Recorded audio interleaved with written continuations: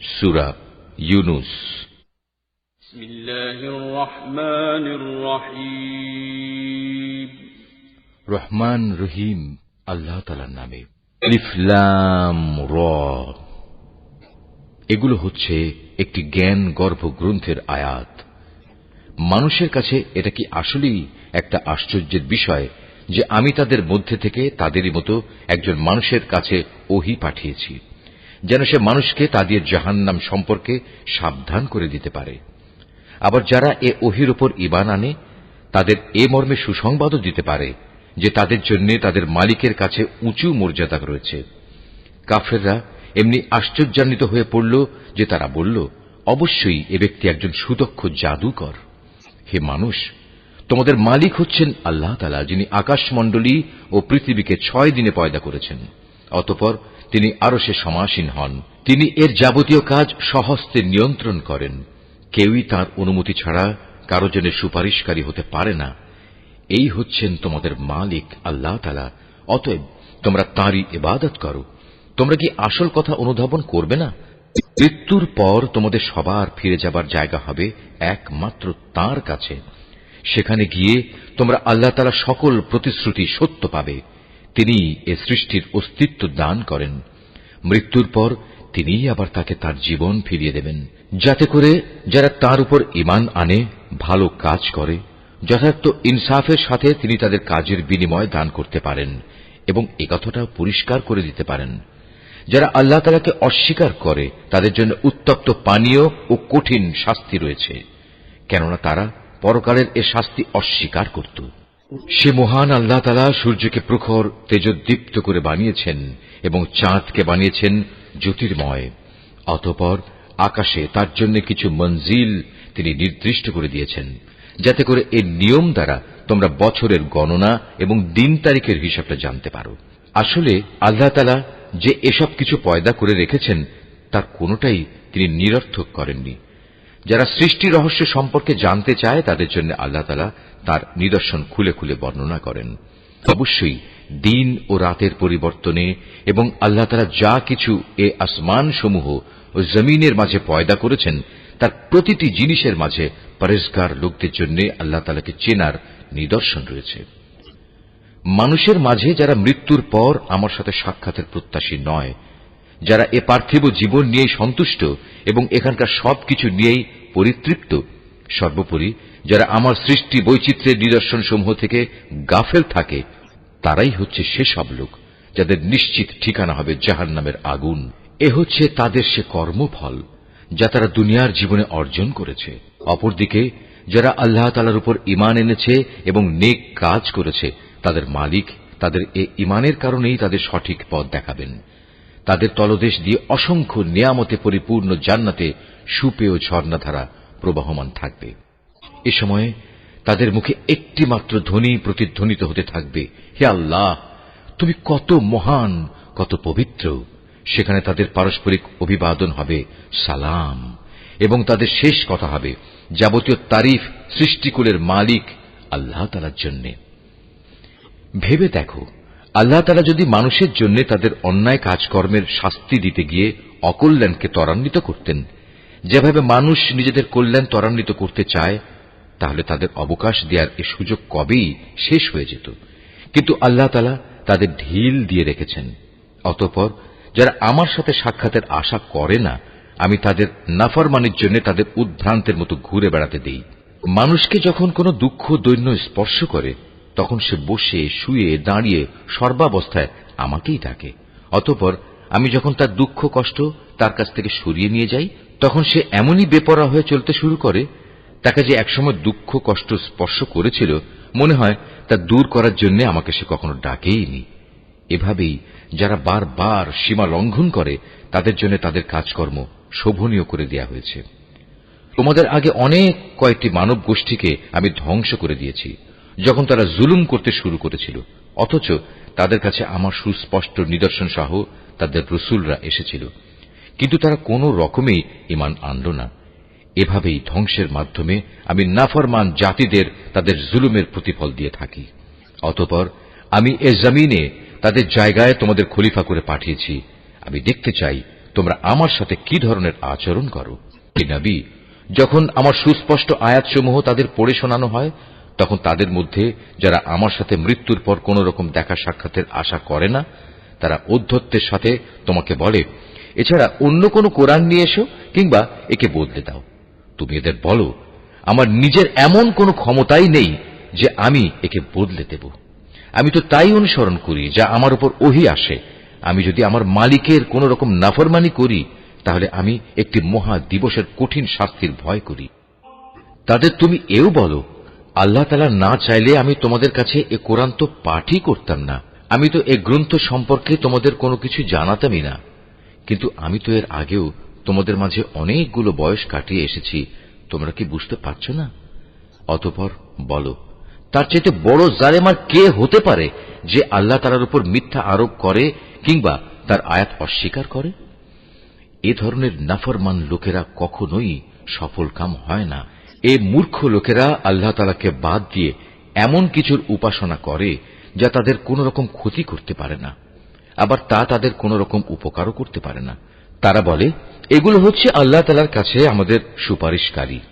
তুমি এ মুশরিকদের বলো, তোমরা কি আল্লাহ তাআলাকে এমন কোন কিছুর খবর দিতে চাও যা তিনি আসমান সমূহের মাঝে অবহিত নন এবং জমিনের মাঝেও নন? তিনি পাক, পবিত্র এবং মহান। তারা যে শিরক করে তিনি তার চাইতে অনেক ঊর্ধ্বে।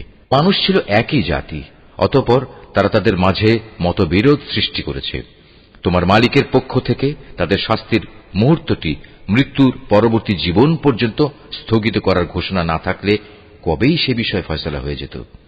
আজ এ বিষয় নিয়ে তারা মতবিরোধ ঘটায়। তারা আরো বলে, তার মালিকের কাছ থেকে তার উপর কোন নিদর্শন অবতীর্ণ হয় না কেন? তুমি তাদের বলো, গায়েব সংক্রান্ত যাবতীয় জ্ঞান তো একমাত্র আল্লাহ তাআলার কাছে। অতএব আল্লাহ তাআলার সে গায়েবী ফয়সালার জন্য তোমরা অপেক্ষা করো, আর আমিও তোমাদের সাথে সেদিনের প্রতীক্ষা করছি। মানুষকে দুঃখ মুসিবত স্পর্শ করার পর যখন আমি তাদের কিছুটা করুণার স্বাদ ভোগ করাই, তখন সাথে সাথেই তারা আমার রহমতের নিদর্শন সমূহের সাথে চালাকি শুরু করে দেয়। হে নবী, তুমি বলো, কলাকৌশলে আল্লাহ তাআলা সবার চাইতে বেশি তৎপর। অবশ্যই আমার ফেরেশতারা তোমাদের যাবতীয় কলাকৌশলের কথা তোমাদের আমল নামায় লিখে রাখে। এই মহান আল্লাহ তাআলা, যিনি তোমাদের জলে স্থলে ভ্রমণ করান। এমনকি তোমরা যখন নৌকায় আরোহণ করো এবং এ নৌকাগুলো যখন তাদের নিয়ে অনুকূল আবহাওয়ায় চলতে থাকে, তখন নৌকার আরোহীরা এতে ভীষণ আনন্দিত হয়। হঠাৎ এক সময় এই নৌকাগুলো ঝড়বাহী বাতাসের কবলে পড়ে এবং চারদিক থেকে তাদের উপর ঢেউ আসতে থাকে এবং তারা মনে করে এবার সত্যি এ বাতাস ও ঢেউ দ্বারা তারা পরিবেষ্টিত হয়ে গেছে। তেমন তারা একান্ত নিষ্ঠাবান বান্দা হয়ে আল্লাহ তাআলাকে এই বলে ডাকতে শুরু করে, হে আল্লাহ, যদি তুমি আমাদের এ মহা দুর্যোগ থেকে বাঁচিয়ে দাও, তাহলে আমরা তোমার শুকরগুজার বান্দাদের অন্তর্ভুক্ত হয়ে যাব। অতঃপর সত্যি সত্যি যখন তিনি তাদের এই বিপর্যয় থেকে বাঁচিয়ে দেন, তখন তারা ওয়াদার কথা ভুলে সাথে সাথেই অন্যায়ভাবে জমিনে নাফরমানি শুরু করে দেয়। হে মানুষ, তোমরা শুনে রাখো, তোমাদের নাফরমানি তোমাদের নিজেদের জন্যই ক্ষতিকারক হবে। মূলত এ হচ্ছে দুনিয়ার সহায় সম্পদ। অতঃপর তোমাদের আমার কাছেই ফিরে আসতে হবে। তখন আমি তোমাদের বলে দেব দুনিয়ার জীবনে তোমরা কে কি করতে।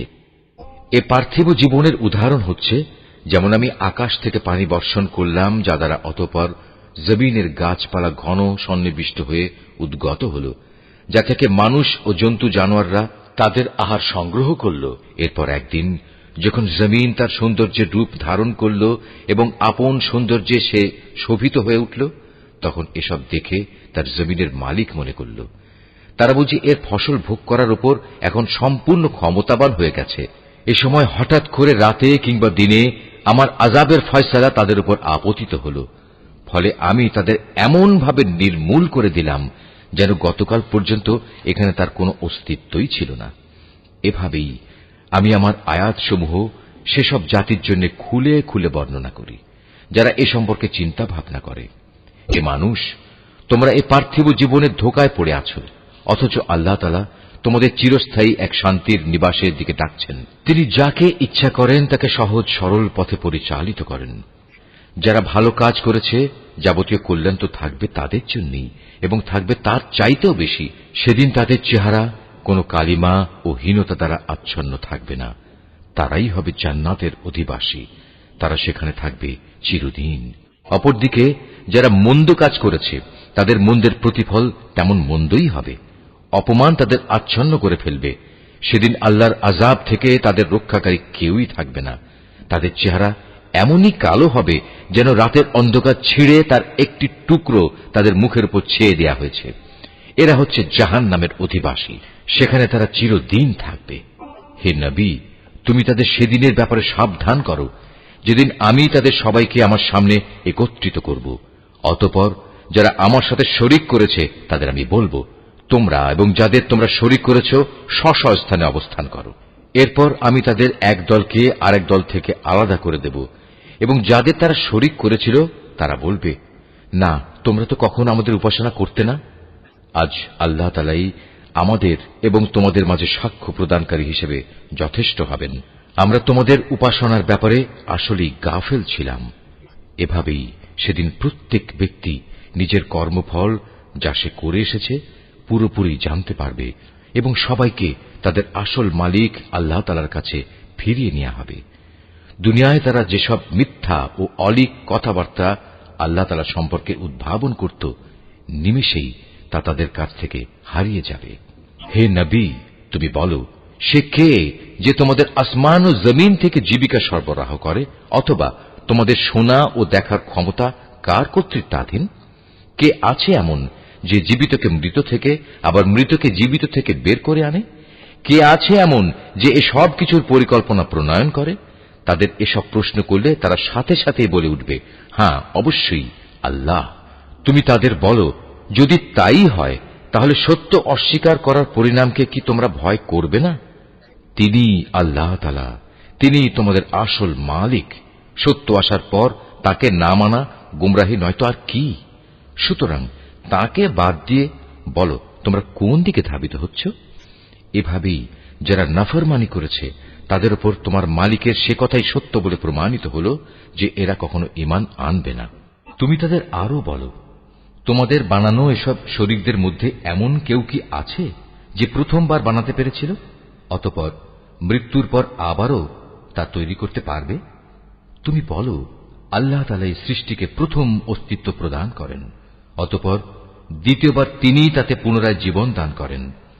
এরপরেও তোমরা কেন বারবার সত্য থেকে বিচ্যুত হচ্ছ? এদের আরো বলো, তোমাদের বানানো শরীকদের মধ্যে এমন কে আছে যে মানুষকে সঠিক পথ দেখাতে পারে? তুমি বলো, হ্যাঁ, আল্লাহ তাআলাই সঠিক পথ দেখাতে পারেন। যিনি সঠিক পথ দেখান তিনি অনুসরণের বেশি যোগ্য, না সে ব্যক্তি যে নিজেই কোনো পথের সন্ধান পায় না যতক্ষণ না তাকে সে পথের সন্ধান দেয়া হয়? তোমাদের একই হলো, কেমন ধরনের ফয়সালা করো তোমরা? তাদের অধিকাংশ ব্যক্তি নিজেদের আন্দাজ অনুমানের অনুসরণ করে, আর সত্যের পরিবর্তে আন্দাজ অনুমান তো কোনো কাজে আসে না। আল্লাহ তাআলা অবশ্যই ওদের কর্মকাণ্ড সম্পর্কে পূর্ণাঙ্গ ওয়াকিবহাল রয়েছেন। এ কোরআন এমন কোন গ্রন্থ নয় যে আল্লাহর ওহী ব্যতিরেকে কারো ইচ্ছা মাফিক বানিয়ে নেওয়া যাবে, বরং এ গ্রন্থ সেসব গ্রন্থের সত্যবাদিতার সাক্ষ্য প্রদান করে যা এর আগে নাজিল হয়েছিল।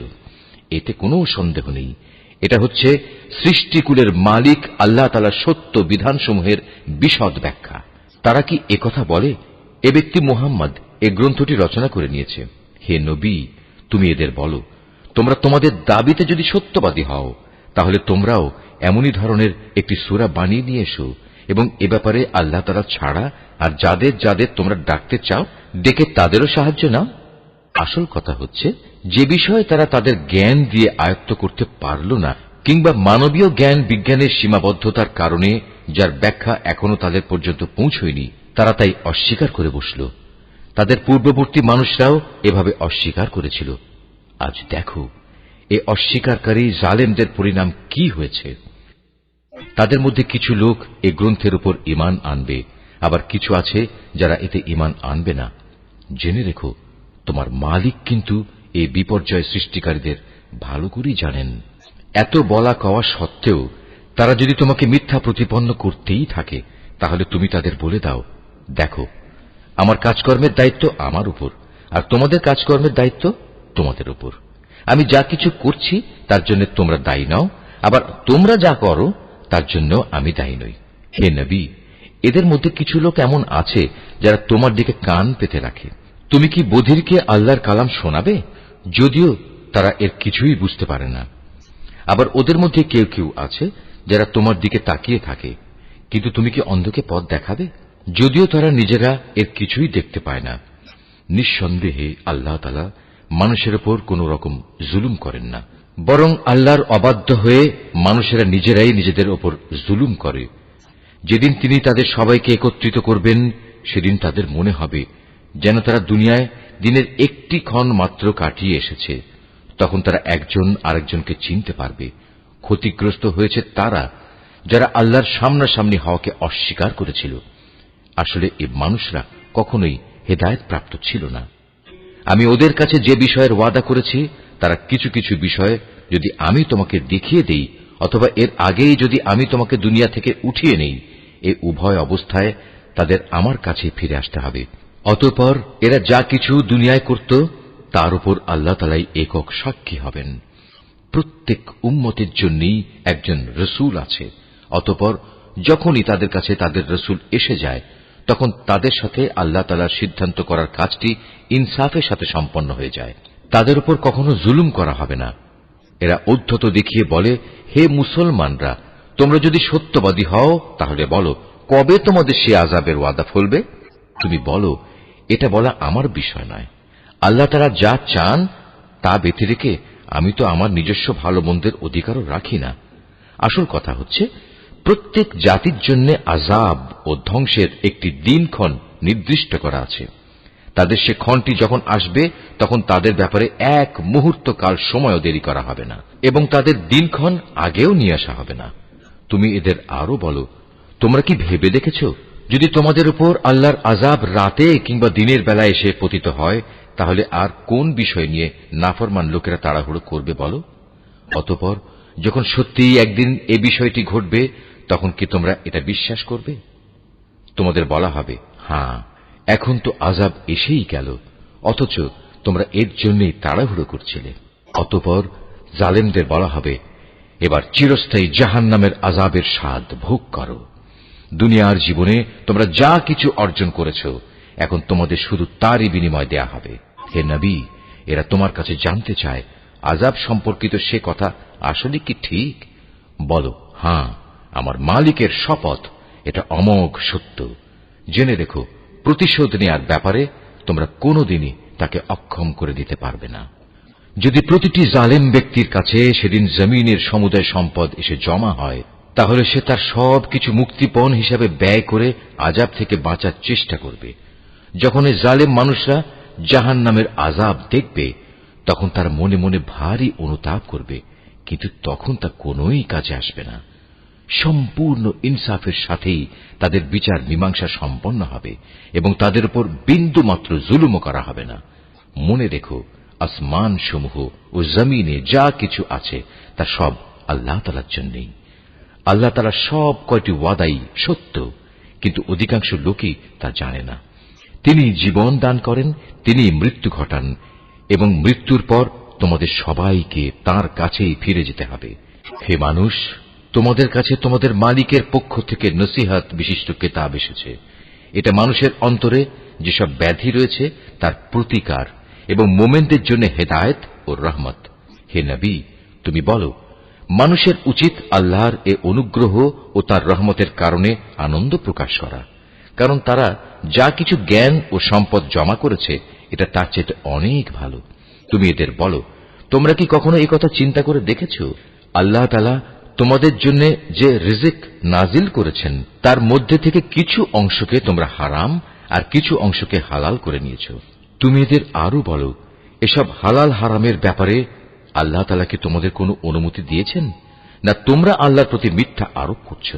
যারা আল্লাহর উপর মিথ্যা আরোপ করে, তাদের শেষ বিচারের দিন সম্পর্কে ধারণা কি এই, এটা কখনো আসবেই না? নিঃসন্দেহে আল্লাহ তাআলা বড় অনুগ্রহশীল, তাই তিনি তাদের অবকাশ দিয়ে রেখেছেন, কিন্তু অধিকাংশ মানুষই এজন্য আল্লাহর শুকর আদায় করে না।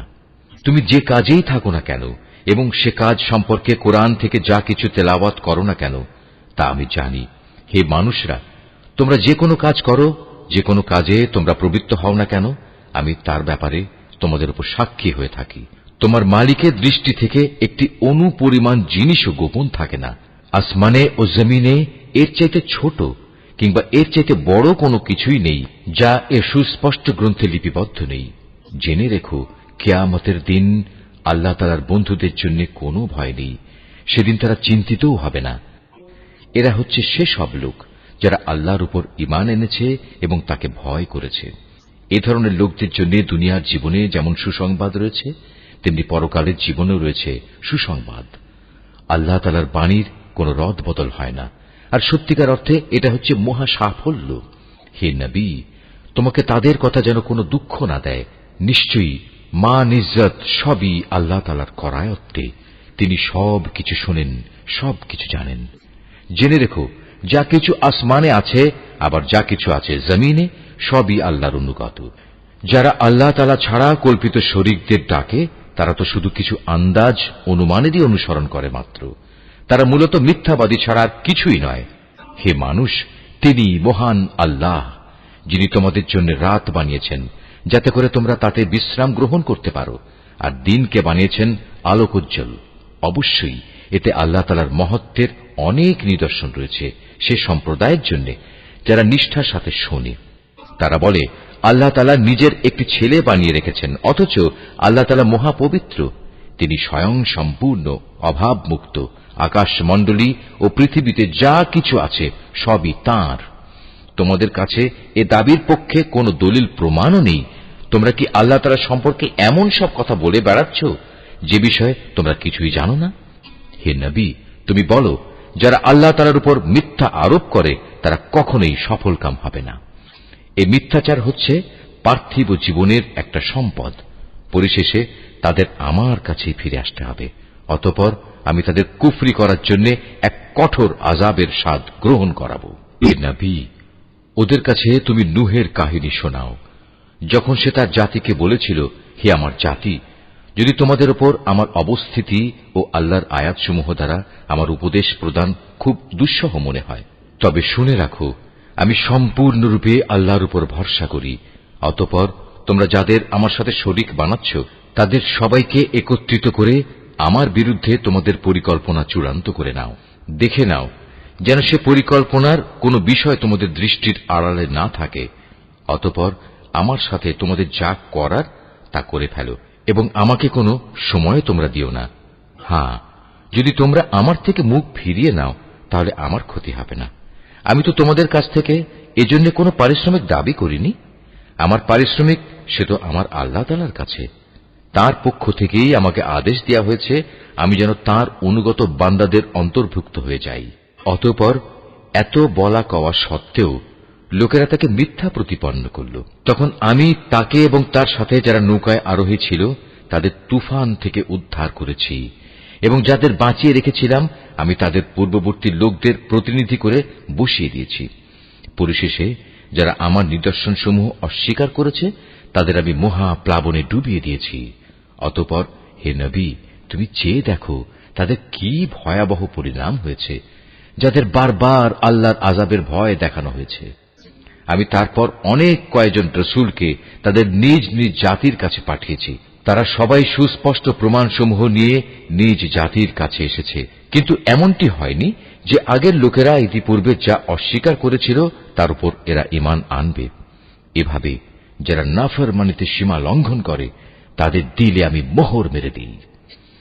তাদের পর আমি আমার সুস্পষ্ট নিদর্শন নিয়ে মূসা ও হারুনকে ফেরাউন এবং তার পরিষদবর্গের কাছে পাঠিয়েছি, কিন্তু তারা সবাই অহংকার করল।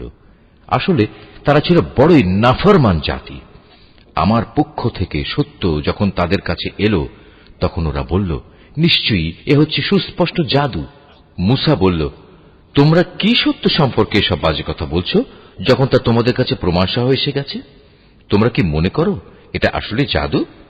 অথচ জাদুকররা কখনোই সফলকাম হয় না।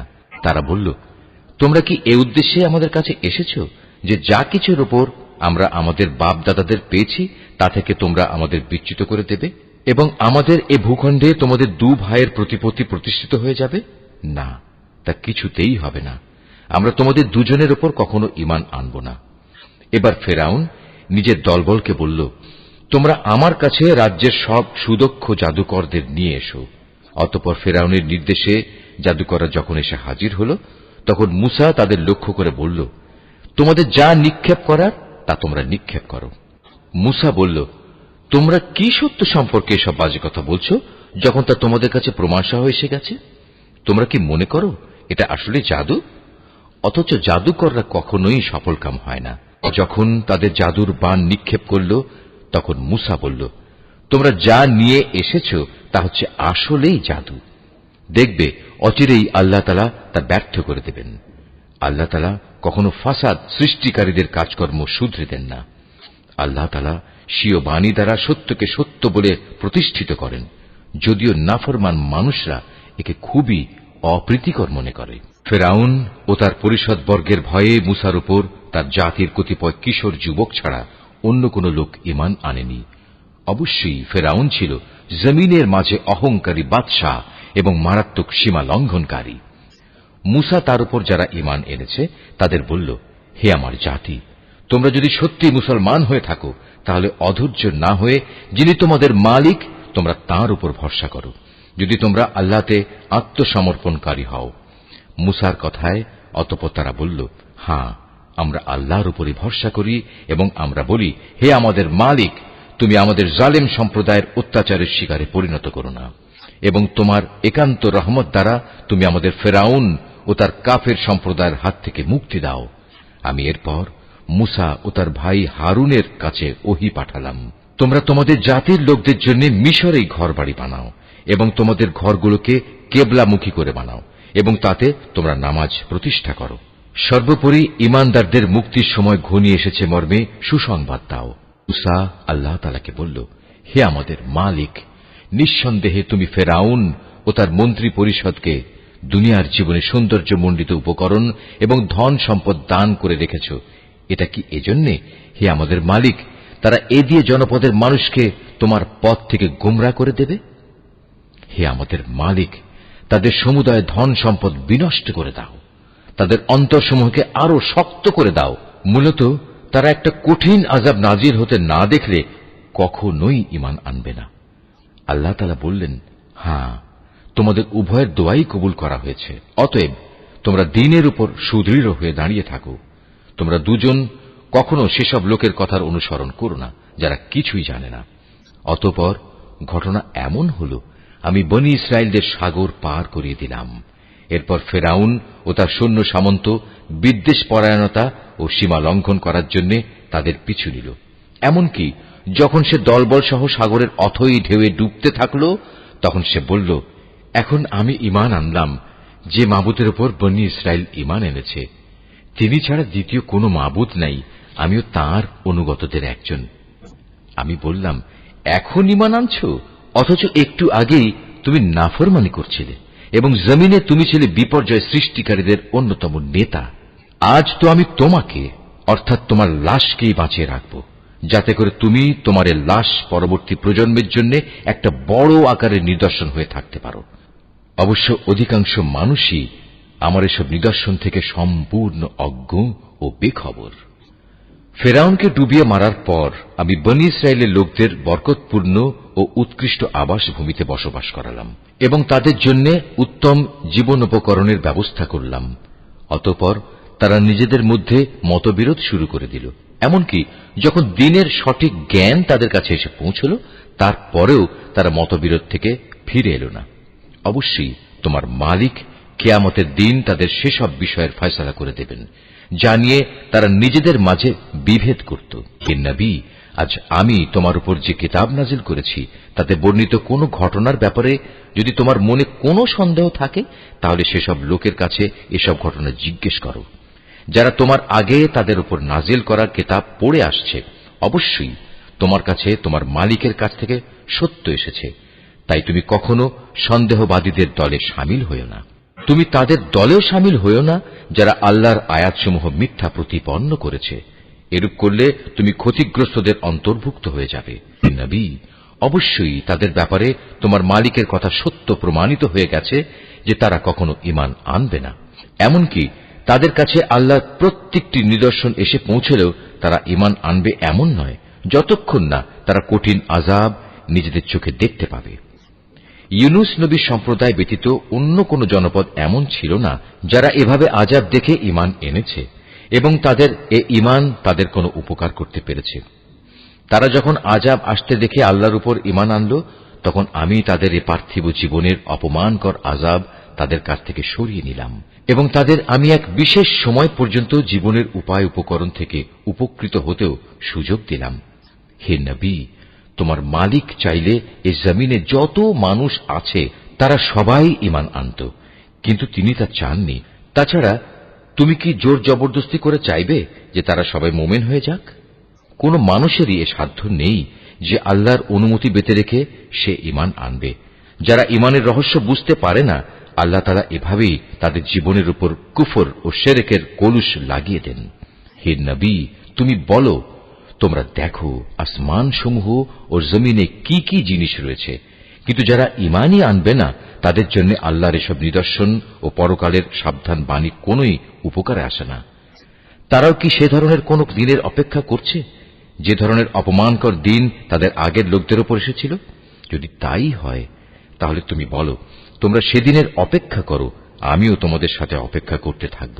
অতঃপর যখন আযাবের সময় আসে তখন আমি আমার রসুলদের সেই আযাব থেকে বাঁচিয়ে দেই এবং তাদেরও বাঁচিয়ে দেই যারা ঈমান আনে। এভাবেই আমি আমার উপর এটা কর্তব্য করে নিয়েছি যে আমি মোমেনদের আযাব থেকে উদ্ধার করি। হে নবী, তুমি লোকদের বলো, হে মানুষরা, তোমরা যদি আমার আনিত দ্বীন সম্পর্কে কোনো সন্দেহ করো তাহলে শুনে রাখো, আল্লাহ তাআলা ছাড়া অন্য যাদের তোমরা ইবাদত করো আমি তাদের ইবাদত করি না। আমি তো বরং তার মহান সত্তার ইবাদত করি যিনি তোমাদের মৃত্যু ঘটান। আমাকে আরো আদেশ দেয়া হয়েছে আমি যেন মোমেনদের অন্তর্ভুক্ত থাকি। আমাকে আরো বলা হয়েছে, তুমি আল্লাহর দ্বীনের জন্য একনিষ্ঠভাবে নিজের চেহারা প্রতিষ্ঠিত করো এবং কখনো তুমি মুশরিকদের দলে শামিল হও না। আমাকে আদেশ দেয়া হয়েছে, তুমি কখনো আল্লাহ তাআলাকে বাদ দিয়ে এমন কাউকে ডেকো না যে তোমার কোনো কল্যাণ যেমন করতে পারে না, তেমনি তোমার কোনো অকল্যাণও সে করতে পারে না। এ সত্ত্বেও যদি তুমি অন্যথা করো তাহলে তুমি অবশ্যই জালেমদের মধ্যে গণ্য হবে। যদি আল্লাহ তাআলা তোমাদের কোনো দুঃখ কষ্ট দেন তাহলে তিনি ছাড়া অন্য কেউই নেই তা দূরীভূত করার। আবার তিনি যদি মেহেরবানি করে তোমার কোনো কল্যাণ চান তাহলে তার সে অনুগ্রহ রদ করারও কেউ নেই। তিনি তার বান্দাদের যাকে চান তাকেই কল্যাণ পৌঁছান। আল্লাহ তাআলা বড়ই ক্ষমাশীল ও পরম দয়ালু। হে নবী, তুমি বলো, হে মানুষ, তোমাদের কাছে তোমাদের মালিকের পক্ষ থেকে সত্য দ্বীন এসেছে।